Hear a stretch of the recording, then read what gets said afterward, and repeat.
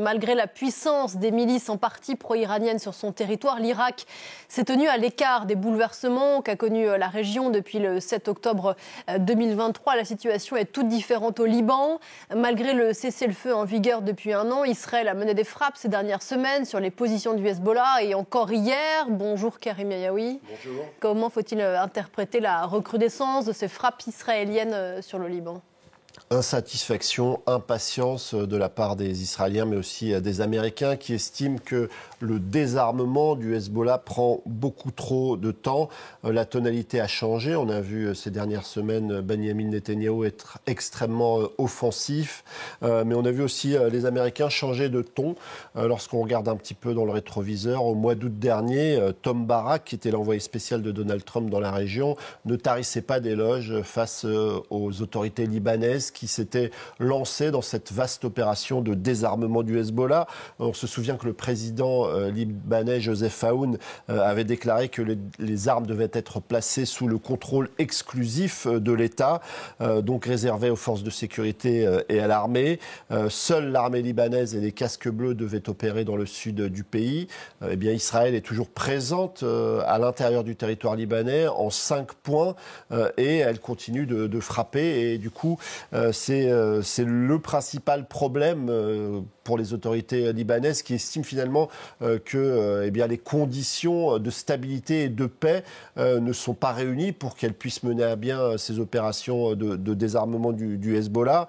Et puis, Américains et Israéliens considèrent que non seulement le Hezbollah ne s'est pas désarmé, mais au contraire, il a cherché à renforcer ses positions, notamment dans ses fiefs de la Beka ou encore du sud de la capitale Beyrouth, tenter aussi de reconstituer la force Redouane, son unité d'élite. Et d'ailleurs, ce n'est pas un hasard si les frappes israéliennes de ces derniers jours ont visé des hommes de cette force Redouane. Et on a le sentiment aujourd'hui que les autorités libanaises sont prises entre le marteau et l'enclume, entre ce jusqu'au boutisme affiché par le Hezbollah qui refuse de déposer les armes et en même temps cette pression israélienne qui pourrait mener à une escalade. Est-ce que le Hezbollah reçoit aujourd'hui le soutien de la part de l'Iran dont il a pu bénéficier ces dernières années ? Alors, il est clair que l'Iran cherche encore à jouer une carte du côté du Liban et du Hezbollah qui a longtemps été considéré comme son proxy dans la région, son bras armé.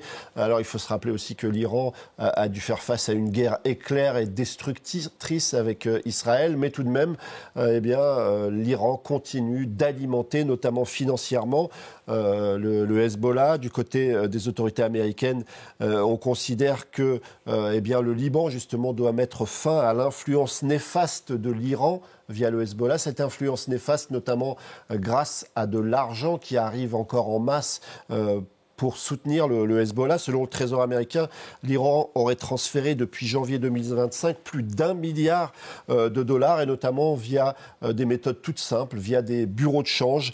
Les États-Unis ont d'ailleurs récemment imposé des sanctions à des membres du Hezbollah qui sont accusés d'avoir facilité le financement du groupe chiite en utilisant de l'argent qui transite par des bureaux de change.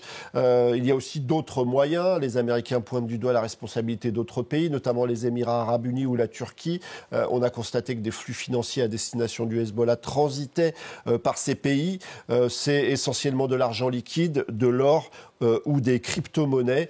Les Américains souhaitent également que les autorités s'en prennent à une structure financière qui s'appelle Al-Qard al-Hassan, qui est en réalité une structure qui est utilisée régulièrement par la population libanaise. On sait que le système bancaire s'est effondré dans le pays et cette société financière qui fait du microcrédit permet aux Libanais de déposer leur argent en toute sécurité et d'organiser des emprunts. Les Américains soupçonnent cette structure financière d'être également utilisée pour faire rentrer de l'argent dans le pays. Mais beaucoup d'observateurs soulignent que si on la mettait à bas, si on la détruisait, ça aurait des conséquences beaucoup plus néfastes sur la population, sur les 7% de la population libanaise qui utilise cette société, plutôt que sur le Hezbollah qui a une multitude de moyens de recevoir de l'argent encore aujourd'hui. Les frappes israéliennes sur le sud Liban contre le Hezbollah, c'est un scénario qu'on ne connaît que trop bien. Est-ce que là, on est avant une escalade inévitable.